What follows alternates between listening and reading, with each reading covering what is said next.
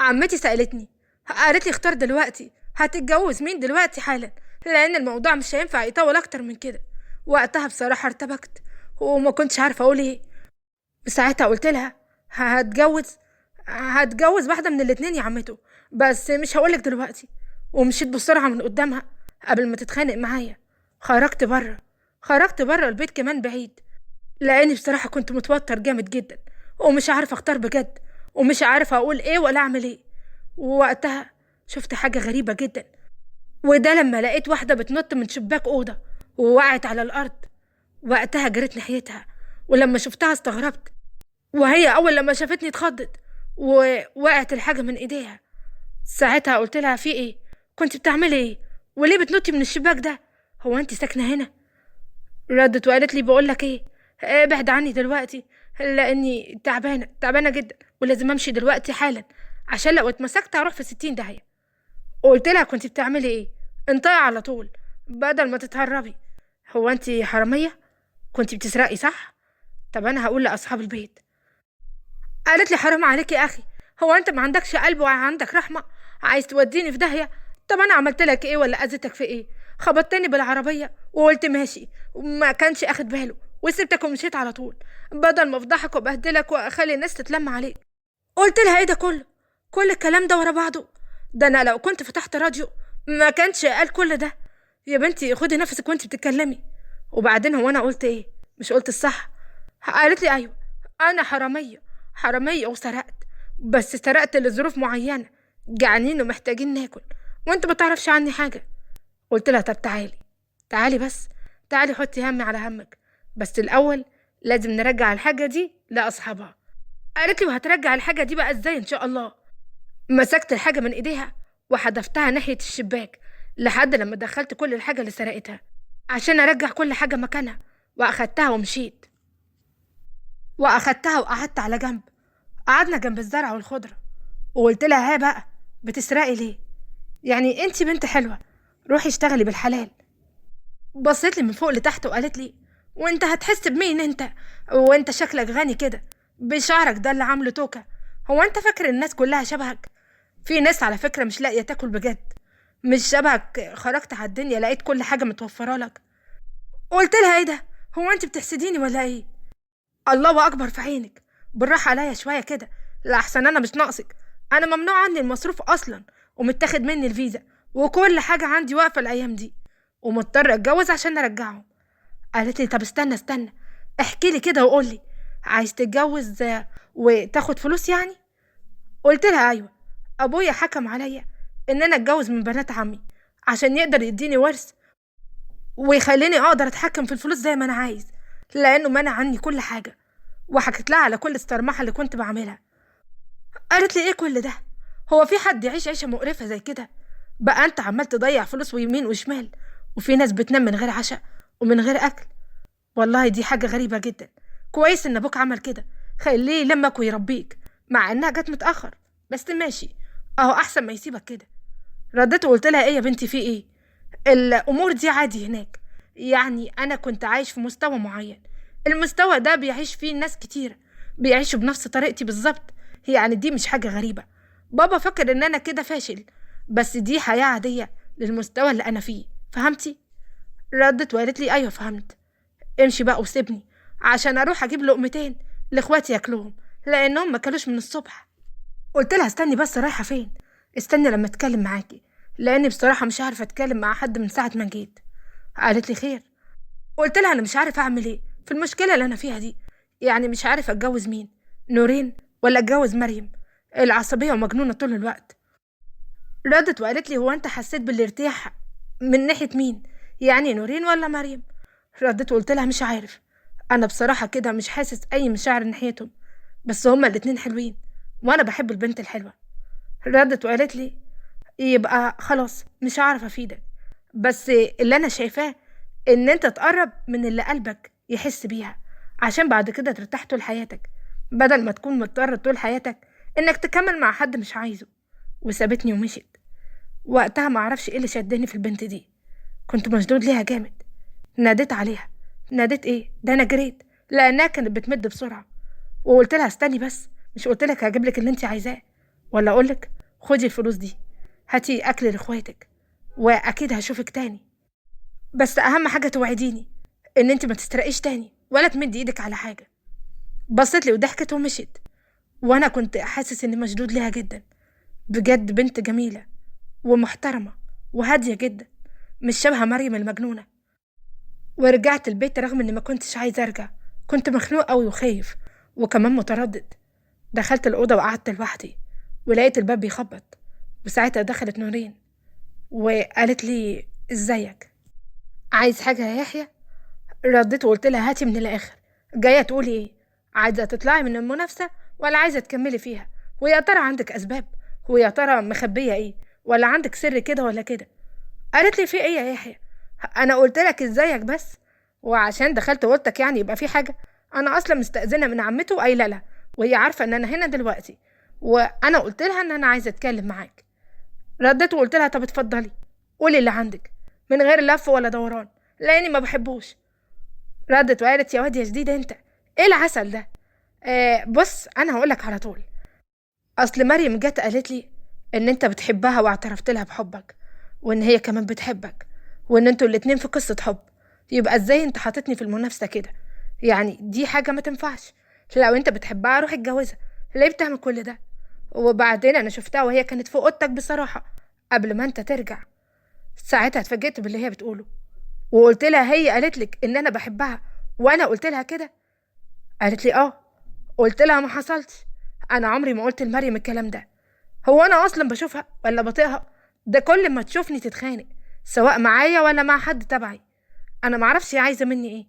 وبعدين ايه حكايه انها كانت في الاوضه عندي قبل ما انتي تدخلي دي وقبل ما ناجي؟ ردت وقالت لي معرفش، هي كانت في الاوضه صدقني، انا شفتها بعينيا واكيد مش هكدب في حاجه زي كده. قلت لها طب هتكون بتعمل ايه يعني في الاوضه؟ قالت لي مش عارفه، شوفها كده يمكن حاطه لك حاجه هنا ولا هنا، يمكن بتخطط لحاجه. وفضلنا نفتش في الاوضه انا ونورين لحد لما لقيت حاجه غريبه قوي. لقيت لفه كده صغيره تحت المخده بتاعتي. قلت لها ايه ده يا نورين؟ ايه اللي جاب حاجه زي كده هنا؟ ردت وقالت لي مريم اكيد هي عامله لك عمل يا سيدي عشان تتجوزها، يظهر كده فعلا انها بتحبك بجد. رديت وقلت لها عامله لي انا عمل؟ هو في الخرافات والهبل ده؟ وبعدين انا احبها عشان خاطر العمل ده؟ طب اعمل فيه ايه دلوقتي؟ ردت وقالت لي لازم تفكه عند واحد يكون عارف في الكلام ده. بقول لك ايه، هات العمل ده وانا هفكهولك، وما تقلقش، هي لو كانت بتخاف عليك وبتحبك عمرها ما كانت هتأذيك بالطريقة دي. انت عارف ان الاعمال دي بتعمل حاجات وحشة للانسان، ربنا يسترها عليك يا يحيى. ساعتها كنت متغاظ قوي، وقلت لو شفتك يا مريم دلوقتي هسوي وشك بالارض دي، هعملها كده سجادة وافضل ادوس عليها برجليا، وافضل اضربك بالقلمة لحد لما اسوي وشك بظهرك ما يعرفولكيش ملامح ولا شكل حتى. نورين كانت عمالة تضحك وقالت لي مش معقول، دمك زي العسل، بقى معقول واحد في مصيبة يقول الكلام اللي انت بتقوله ده؟ انت بدل ما تقول لها خلاص مش عايزك وما تتجوزهاش، يا سيدي انا عمري ما هضايقك كده. رديت وقلت لها اصبري بس عليا، اصبري بس لما اخد قرار. قالت لي انت حر، انت اللي هتخسر، وخرجت من الأوضة. وقتها قلت يا مريم لو شفتك دلوقتي، ولا ليه، طب ما انا ممكن اشوفك دلوقتي. وطلعت بره الأوضة ولقيتها قدامي، وقلت لها هو انت يا قصيرة يا قزعة يا اللي طولك طول رجلي بس، انت تقدري تعملي فيها كده؟ عايزة تأذيني انت؟ طب برضه مش هتجوزك، وحطي في دماغك كويس قوي، لو انت اخر واحدة في الدنيا عمري ما هتجوزك، وانت فعلا بره المنافسة. تعرفي انا لو كان ورثي كله واقف عليكي برضه مش هتجوزك. قالت لي في ايه؟ مالك؟ هو انت اتجننت ولا ايه؟ هو انا جيت جنبك؟ هو انا كلمتك اصلا؟ قلت لها ايوه اعمليهم عليا، مش انت اللي عامله لي عمل وبتطلعي السيح عليا ان انا بحبك وانت بتحبيني؟ بقى انا عملت كده؟ ردت واستغربت وقالت لي انا عملت كده؟ انا ما عملتش اي حاجه، صدقني ما عملتش حاجه من الحاجات دي، ده انا حتى ما اعرفش الاعمال دي بيعملوها فين. انا على فكره بصلي وبقرا قران ومتدينه جدا، وما اعرفش اي حاجه عن اللي انت بتقوله ده، وعمري ما رحت العراف ولا عمري عملت الحاجات دي بتاعت الدجل والشعوذه. رديت وقلت لها طب وبعدين بقى، هو انتوا هتقعدوا تلعبوني؟ نورين هي اللي قالت لي الكلام ده، نورين جت وقالت: هو انا قلت لك حاجه يا يحيى؟ انا ولا جيت جنبك. قلت لها: دماغي بتوجعني قوي، انا بجد مش قادره استحملكم. هو ازاي بابا قادر يعمل فيها كده؟ انا بجد مش عايزك، لا انت ولا هي.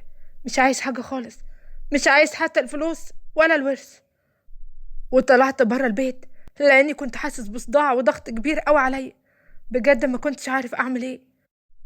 وقعدت لوحدي، كنت عمال بفكر وبقلب في دماغي كل حاجه حصلت لي، واكتشفت ان الفلوس عمرها ما هتحل المشاكل اللي انا هقع فيها، لاني كنت متضايق جدا كمان نفسيا. انا عمري ما كنت متضايق قوي كده. والغريبه ان اللي جاب بالي حاجه غريبه قوي. البنت دي خطرت على بالي، ده انا حتى معرفش اسمها. وكنت متضايق قوي ونفسي اشوفها، نفسي اتكلم معاها واحكي لها على اللي حصل وتديني رايها.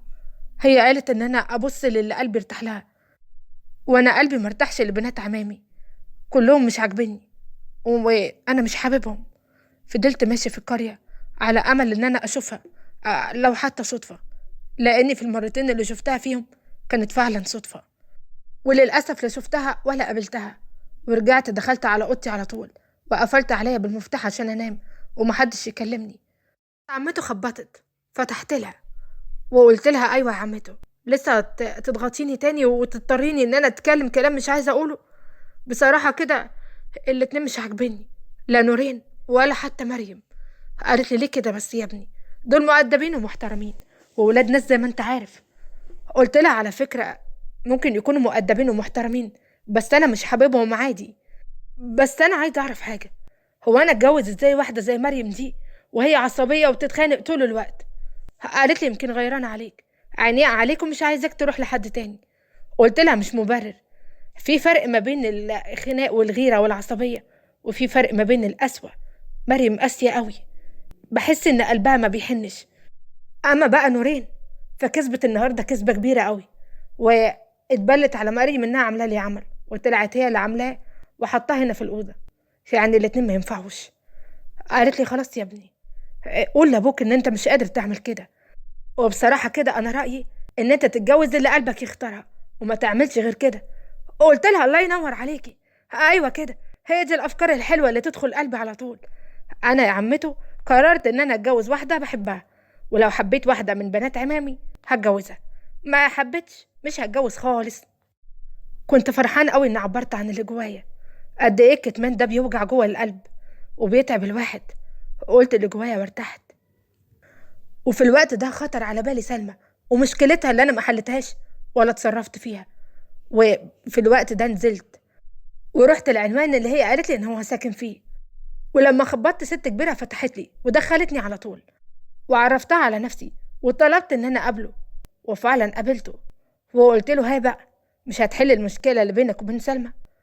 رد وقال لي: هو انا عملت ايه غلط؟ هو انا عشان اتجوزتها ابقى انا كده غلطان؟ انا قلت لها انها ما تحملش دلوقتي لحد لما ارتب اموري. هي خلفت الوعد اللي ما بينا وراحت وحملت، حملت غصب عني. صدقني انا عمري ما كنت اتخيل ان انا اعمل معاها كده. قلت له: هو ناقصك ايه؟ فلوس يعني؟ انا هديك الفلوس اللي انت عايزها، بس المهم تكون راجل قدامها وتحل مشكلتك معاها وتخليها ترفع راسها قدام البلد كلها وتعمل لها فرح كل الناس تضحك عليه. وما تقولش لأي حد ان انا هساعدك بأي حاجة. بس المشكلة مش في الفلوس على فكرة، المشكلة في الرجولة وتحمل المسؤولية. لو عملت اي حاجة لازم تتحمل مسؤوليتها، ولازم تبقى قد كلامك ووعدك عشان تبقى راجل بجد. فضلت اتكلم معاه كتير وهو استجاب بطريقة غريبة جدا. بالعكس، ده احنا اتفقنا كمان نبقى اصحاب، واتفقنا على ميعاد الفرح اللي بلغت بيه عمي لما رحت وقعدت معاه. وكده حليت مشكلة سلمى. انا فعلا كنت ناوي اديله كل الفلوس دي، بس بعد ما اخد الورث بتاعي انا. وعدت الايام وانا ما كنتش شفت البنت اللي نفسي اشوفها، وكنت اتضايقت خلاص من القعدة في بيت جدي ده وما كنتش عايزة اكمل فيها. وبصراحة فقدت الامل لحد لما في يوم كنت ماشي وفجأة لقيت واحدة بتصرخ. بصيت بسرعة على اللي بتصرخ دي ولقيتها هي، وكان في واحد بيعكسها. جريت من غير ما احس، بس وانا بجري خبطتني عربية ووقعت على الارض. وقتها لقيتها هي اللي جرت عليا. الإصابة ما كانتش صعبة، بس أنا كنت خايفة عليها أكتر ما كنت خايفة على نفسي. لقيتها أول ما شافتني كده عيطت وقالت لي: ألف سلام عليك. واتخانقت مع صاحب العربية وخليته يركبني عشان يوديني المستشفى، وكانت هي معايا، ورحنا فعلا المستشفى. وقتها عرفت ان رجلي هي اللي اتكسرت بس، وكنت مبسوط قوي انها معايا. كانت عمالة تتكلم وتهون عليا، وعرفت كمان انها جدعة. حكت لي على كل ظروفها وكل حياتها، وقالت لي انها كانت بتتهرب مني رغم انها معجبة بيا. وبعد ما بقيت كويس ساعتها خلتها توصلني لحد البيت، وخلتها تدخل معايا. وساعتها كانوا كلهم واقفين، وقلت لها خلاص يا عمته، انا عرفت انا هتجوز مين. نورين ساعتها ضحكت، وحتى مريم. وانا في الوقت ده قلت لها انا اخترت الوحيدة اللي اختارها قلبي، ودي بقى تبقى زينب. زينب اللي واقفة قدامكوا دي هي دي اللي هتجوزها، وخلاص على كده. يلا بنات شطبنا، يلا بقى كل واحدة كده تشوف عدالها بعيد عني. وساعتها استغربت مريم، واتخانقت معايا وقالت لي انا اللي ما احبكش ولا عمري اقبل بيك اصلا، وسابتني ومشيت. وقتها ما كنتش متضايق منها، بالعكس انا كنت مبسوط بزينب. زينب اللي رحت وعمته وقفت جنبي لحد لما بابا وافق، واتجوزت انا وزينب اللي غيرت حياتها كلها وقلبتها. وهي كمان غيرت جوايا حاجات كتيرة قوي. مهما لفيت ودورت هتلاقي من نصيبك جايلك لحد عندك. النصيب ممكن يكون صعب عليك، وبتحب حاجة ومتعلق بيها قوي، وربنا من دعوة صادقة دعيتها ومن ثقتك بالله يرزقك بيها على طول. ربنا يجعل نصيبكم كلكم في الناس اللي بتحبوها وتفضلوا معاها طول العمر. لو عجبتكم القصة ما تنسوش تضغطوا لايك وتشتركوا في القناة وتفعلوا زر الجرس عشان يوصل لكم إشعار بكل القصص الجديدة. ولو انت بتتابعنا على صفحة الفيسبوك ما تنساش تضغط لايك ومشاركة، وكمان متابعة لصفحة الفيسبوك. اشوفكم على خير ان شاء الله.